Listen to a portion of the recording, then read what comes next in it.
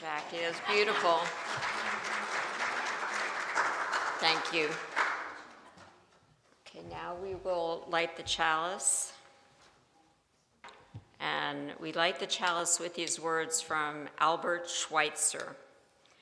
At times, our own light goes out and is rekindled by a spark from another person. Each of us has cause to think with deep gratitude of those who have lighted the flame within us. And I wanted to speak today just a little bit, use my time up here with this question: how do we keep that flame going at a time when we're witnessing worldwide violence and cruelty and corruption and apparently a might make right kind of world? And it would be so easy to just be frozen in a state of cynicism, really, just to walk away saying, God, well, what's the point? What can I do? And I'm reading this book titled More Random Acts of Kindness. And at the start, the editors tell us, kindness is about being who we truly are. Seen from this perspective, kindness emerges as one of the most powerful tools at our disposal as we go through our lives. Its power not only is easily accessible to everyone who cares to use it, but it also can never be diminished. Rather, it expands with every action. It has the ability to utterly transform another person's life through the simplest of actions. It has the capacity to return us to the very core of our humanity. And I think if we think back, most of us can remember at some point in our life when we were in despair or really at a low, someone could come along and with just a word or an act could make us feel better, could make us feel like, we're not alone in the world after all. And when I think of that, just as my own story with this, I think of Ed, because when I think of an act of kindness as something that has transformative power. When I was a new nurse so many years ago, and I was terrified, I was on the floor, I was like having a bad day, I thought, oh my God, what have I done? I can't possibly do this. I've made a mistake. They're gonna find out, they're gonna fire me. It was awful. And I was so overwhelmed, and I had, I'm sure, this look of distress on my face. And I'm standing over one of my patients, Ed. And Ed must have seen the look on my face. And Ed recently had the misfortune of breaking his neck. So Ed could not move anything from the neck down. Ed could not even breathe on his own without a ventilator. And I'm standing over Ed, worried about my own life. And he looks up at me and he mouths the words, "Are you okay? What's the matter?" And I've never forgot that. It was like one of those moments where I was like, oh, wait a minute, you're the one paralyzed and you're asking me, are you okay? And I think back on that moment with deep gratitude for Ed, as Albert Schweitzer says, because despite all his own troubles, Ed had within him a caring and a kindness, and he lit a flame within me that day. And I hope I always carry that with me. I hope I always have that. And I guess the message is you never know who might throw a flame your way. So, and when you can throw a flame. So that's my story about Ed. And now for our first hymn number 121.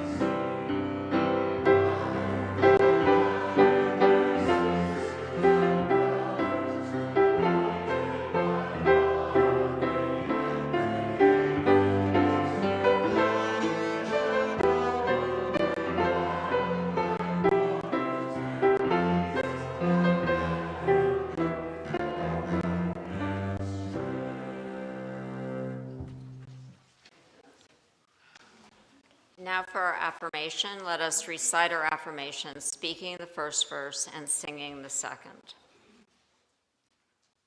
Love is the spirit of this church, and the service is its law. This is our great covenant, to dwell together in peace, to seek the truth in love, and to help one another.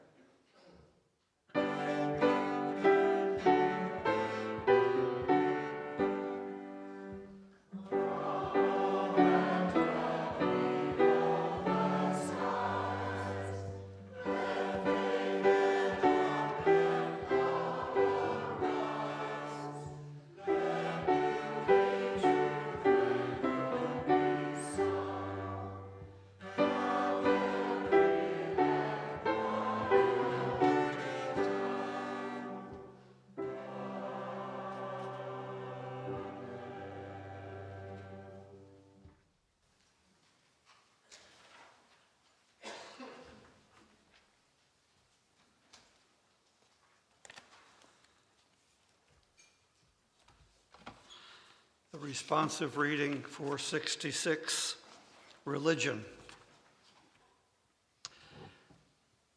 Let religion be to us life and joy. Let it be a voice of renewing challenge to the best we have and may be. Let it be a call to generous action. Let religion be to us a dissatisfaction with things that are, which bids us serve more eagerly the true and right. Let it be the sorrow that opens for us the way of sympathy, understanding, and service to suffering humanity. Let religion be to us the wonder and lure of that which is only partly known and understood, an eye that glories in nature's majesty and beauty, and a heart that rejoices in deeds of kindness and of courage. Let religion be to us security and serenity because of its truth and beauty, and because of the enduring worth and power of the loyalties which it engenders. Let it be to us hope and purpose, and a discovering of opportunities to express our best daily. Religion uniting us with all that is admirable in human beings everywhere, holding before our eyes a prospect of a better life for humankind, which may help make actual. And now, matters of joy and sorrow, we ask you to share yours in the hope that you know you are heard and supported. Let me mention to start with a new person coming here, Ed McMillan. Some of you have met him. He's in the hospital, blood pressure difficulties, and we hope he'll be out and back here with us soon. Stone for Ed McMillan. Who else has a matter like that to share? Come up.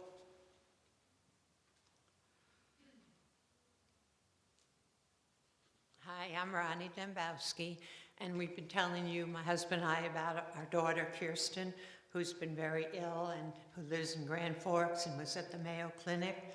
Well, she's finally released again from the Mayo Clinic and back in Grand Forks in rehab, and we're hoping this time she doesn't have to go back and that she'll heal. We Keep hope her in so. your thoughts, please. Sure. Anyone else?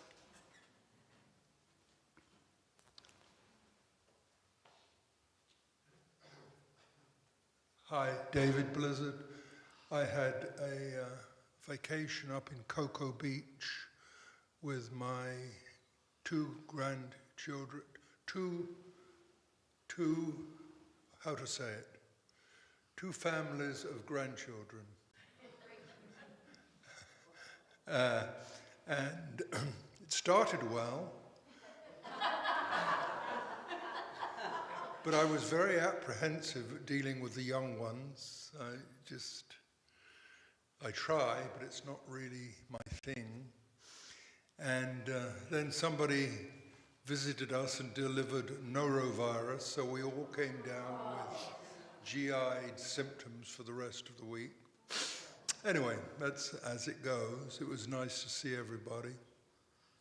But then, just as an indication of what happens, or what may happen if we got into a major war, when I was returning my son to Orlando, or after I returned him to Orlando to catch the plane back to San Francisco, it turned out that all of the air space over the Caribbean had been closed to civilian traffic because of the police action, whatever you want to call it, in Venezuela. And he didn't get home until much later than he anticipated. And so that's as it was, and he could cope with it with his young son. But if we entered into a major conflict or any slight conflict, it just shows us how dependent our communication systems, transport, and everything are so dependent on the internet, and what a disaster it would be if we got into that kind of activity in a major scale. David, I think you're holding up pretty well. I haven't eaten for 3 days. Come to the coffee hour. Anyone else? Hello, I'm Jackie Robbins, and I have joys and sorrows, all related to family issues. And today is the opening of my brother-in-law, Elmar Oliveira's international violin competition. So I'm very involved, partially just to be a buffer because there's a lot of stuff going on. And send some good vibes my way because I have to fend off a lot of things. My sister's a little crazed, and Elmar's having some cognitive issues, and we're just trying to protect him. But it's a huge event, and I would like to invite you all, or if anybody would like, I can provide these $45 tickets to the finals, which is January 18th. It's a Sunday afternoon. And these are some of the greatest young violinists in the world who have made it to this round of 20 out of whatever, 150, however many people tried to get in. And it's an international violin competition, so you're going to possibly see some of the greatest upcoming classical players, accompanied by the Lindt Philharmonia Orchestra. So if anybody's interested, you can let me know, and then I can see if I can provide tickets just with names or email addresses, and you can get them at the door. Oh, it's at Lynn University at the Conservatory of Music, which is in Boca Raton. It's being hosted there. And it only happens every 3 years. It's triennial. There's only one other international violin competition in this country, which is over 50 years old. So this is like his legacy. And, it's a baby thing. It's only 10 years old, 9 years old. So we'd like to see it continue. And the first 2 gold medal winners went on to win medals in gold and silver in the other violin competition and have careers now. So it's important to the violin world and to me personally. Thank you. Anyone else? And we always move a stone for people we haven't said out loud, but we all have somebody. So this is for them. Thank you, Kim. The meditation is Mary Oliver, the back of the hymnal, 490. I'm going to read it. You do not have to be good. You do not have to walk on your knees for 100 miles through the desert, repenting. You only have to let the soft animal of your body love what it loves. Tell me about despair, yours, and I'll tell you mine. Meanwhile, the world goes on. Meanwhile, the sun and the clear pebbles of the rain are moving across the landscapes, over the prairies and the deep trees, the mountains and the rivers. Meanwhile, the wild geese, high in the clean blue air, are heading home again. Whoever you are, no matter how lonely, the world offers itself to your imagination, calls to you like the wild geese, harsh and exciting, over and over announcing your place in the family of things. Mary Oliver. And now moments of silence.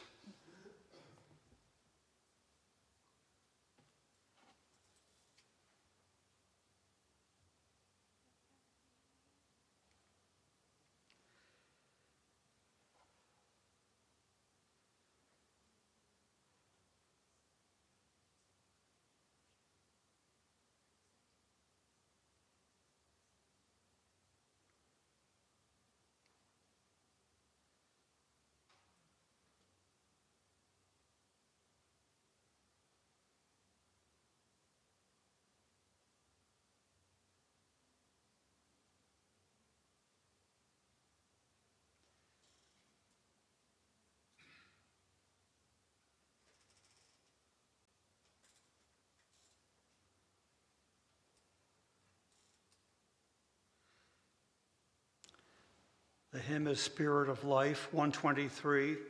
We hum a verse, we sing a verse, seated or standing.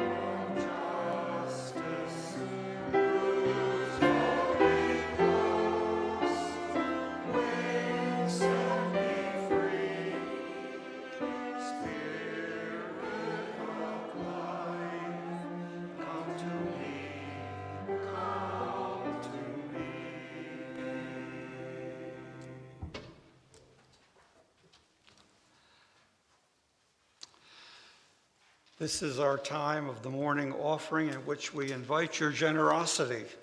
Why? Because we need it. Where are my volunteer ushers?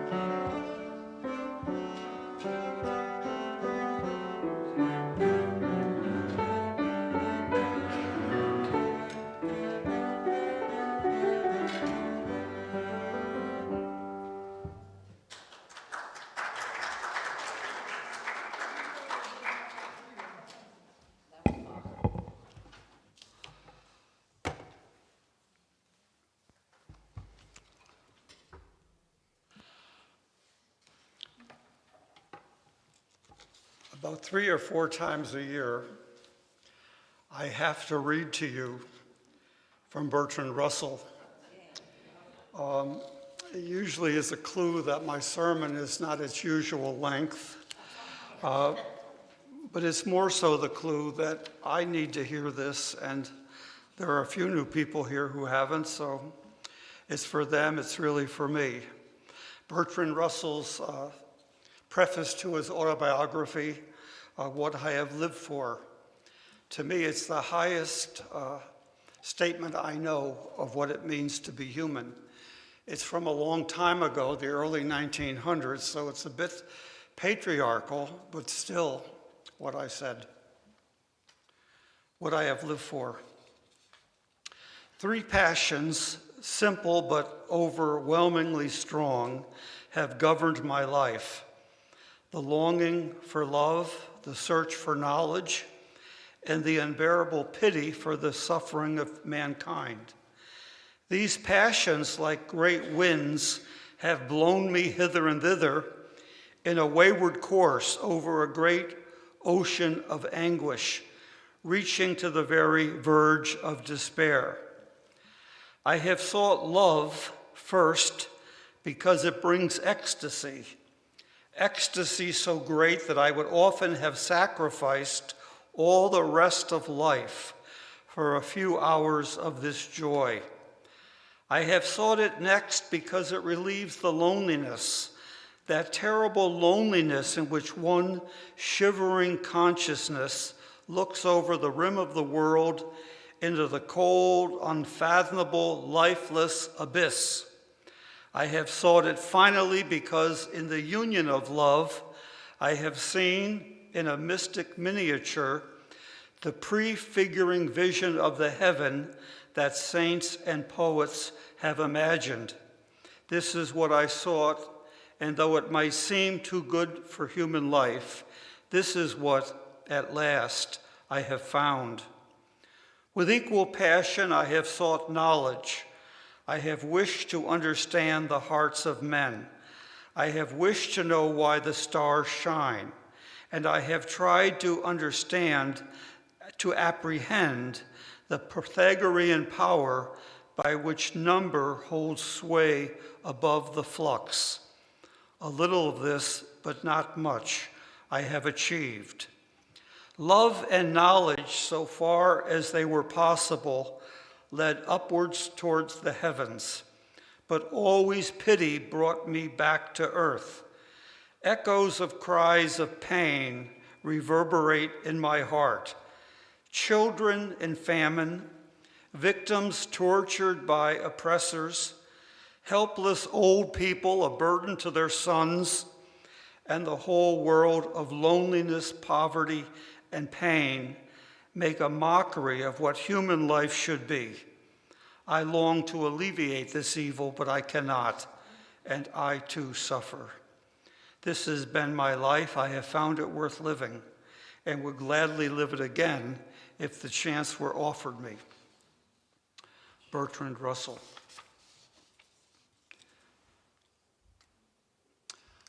I have been a movie-holic since high school.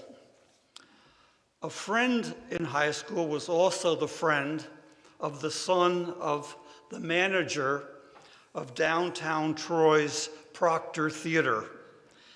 I saw Bathsheba and Cleopatra there. I don't think the second was biblical, but the appeal was the same. So I told you a couple months ago about my interest in the movie Eleanor, starring June Squibb, 94. The movie didn't last long in the theaters here. The actress got a shot out of it because now she is hostess of a crime series on ID. The series is called Grannies Who Kill. Betty, I don't think you should look at that, really. While I was visiting my daughters last month in North Carolina, there was a lot of interest in the movie Hamnet. I thought they were saying it was about the actual son of Shakespeare who died from some plague at an early age, and then the grieving father wrote Hamlet in tribute to the son. Turns out the movie was based on a work of fiction, though the Shakespeares had a child, Hamnet, who died in childhood. So I had to see it. It was absolutely gripping and grueling in the portrayal of 16th century childbirth, child health, and child death. The mother is present for all that. The father is off to London for play production. The end is painfully drawn out with a scene from Hamlet. The parents are in the crowd. The deceased child Hamnet appears as from heaven or a cloud, and you hear on stage the line, "To sleep, perchance to dream." My brain wants to explode and to scream. Can you dream while you are living a nightmare? Can you? Dreams and visions in the Hebrew and Christian scriptures often convey a sense of direction, hope, and providence in the worst of times.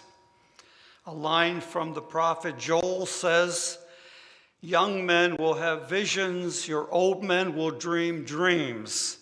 I think I'm somewhere in between there. Visions and dreams. I jump to the figure of Peter, who had an interesting vision or dream at a critical time in the early Jesus movement. The issue of inclusion or inclusiveness arose early after the crucifixion. Would the Jesus story be just for Jews or for non-Jews as well? I want to read you a bit of that from Acts 10. Acts 10. While they were still on their way and approaching the city, about noon, Peter went up on the roof to pray. He grew hungry and wanted something to eat. While they were getting it ready, he fell into a trance. He saw a rift in the sky and a thing coming down that looked like a great sheet of sailcloth. It was slung by the four corners and being lowered to the ground. In it he saw creatures of every kind, whatever walks or crawls or flies. Then there was a voice which said to him, "Up, Peter, kill and eat." But Peter said, "No, Lord, no. I have never eaten anything profane or unclean." The voice came again a second time. "It is not for you to call profane what God counts clean." This happened 3 times, and then the thing was taken up again to the sky. Now then later, Peter tells the group that he was visiting, "I need to tell you that a Jew is forbidden by his religion to visit or associate with a man of another race. Yet God has shown me clearly that I must not call any man profane or unclean. That is why I came here."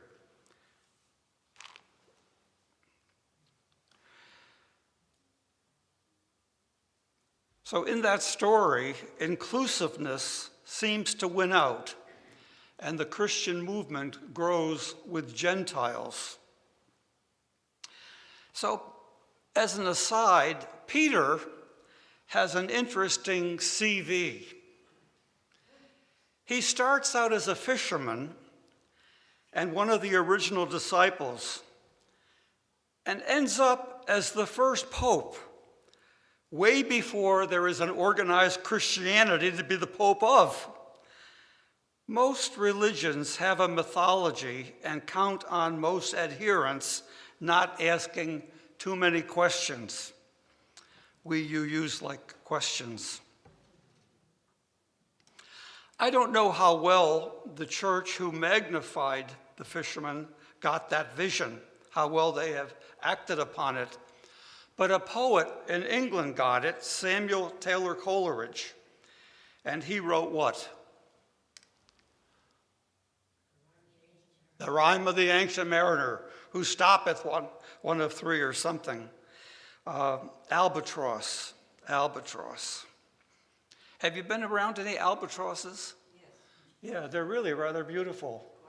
How he got away with trying this, well, he didn't get away with it. No, he didn't. In the denomination that gave me a career path, Methodist, the national and regional conferences got their blood boiling over the Vietnam War in the 60s and 70s and ended up splitting worldwide over the acceptance of gay people and trans people.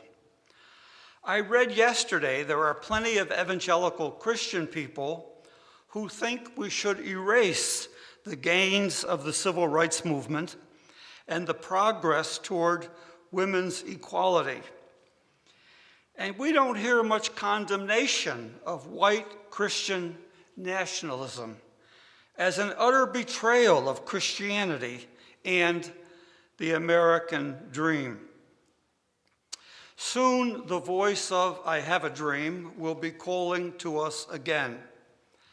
That voice soared in the midst of race hatred and anti-Black violence.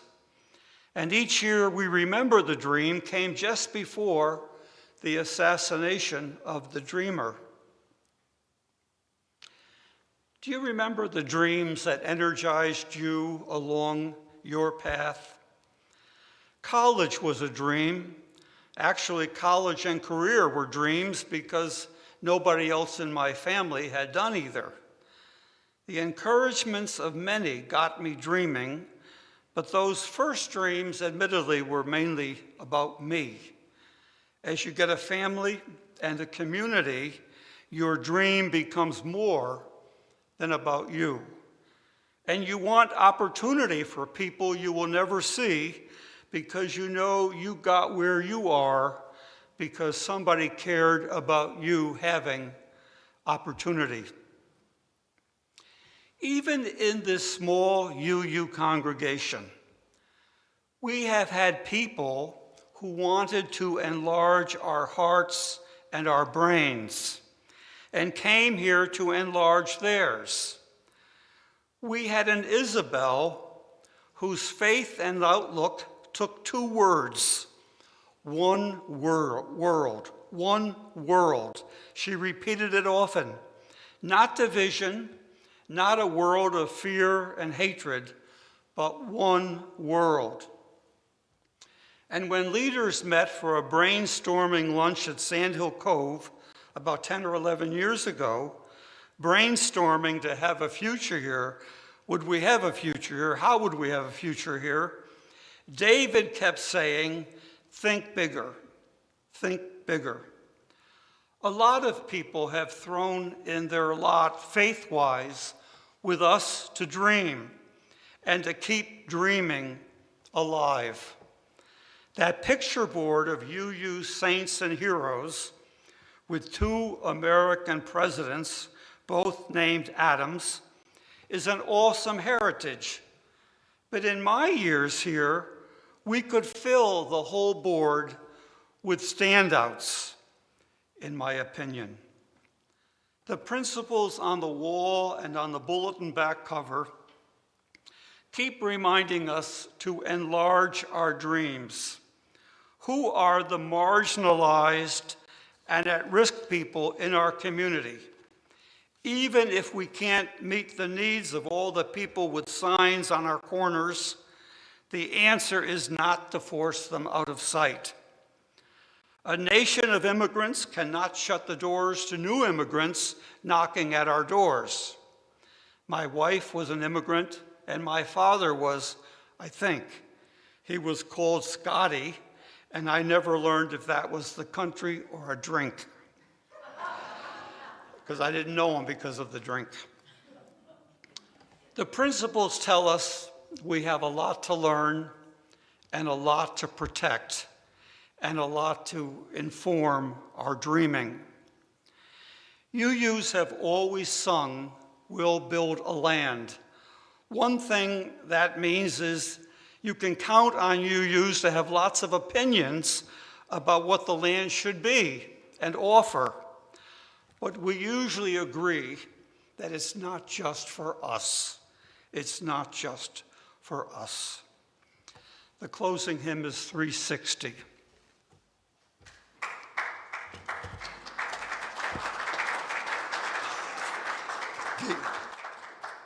Thank you, 360.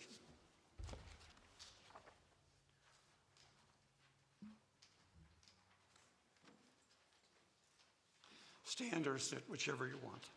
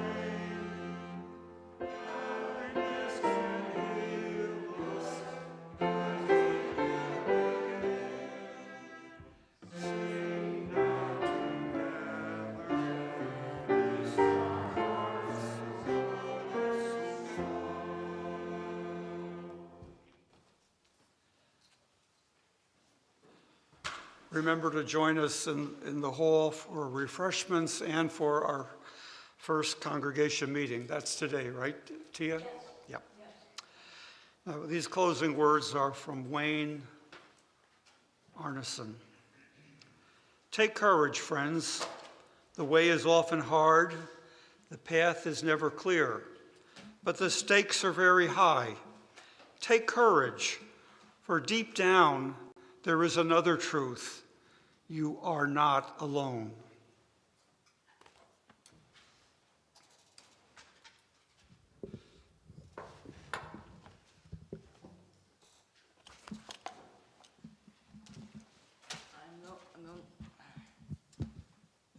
I'm going to play a song called "The Oneness of Everything." And this is a piece written by a friend of mine, Jim Scott, who has come here and played and has been with the UU congregations all over the country for many years now. And it's called "The Oneness of Everything." It's in the Green Book, number 1052, in case anybody would like to grab one of those and sing along.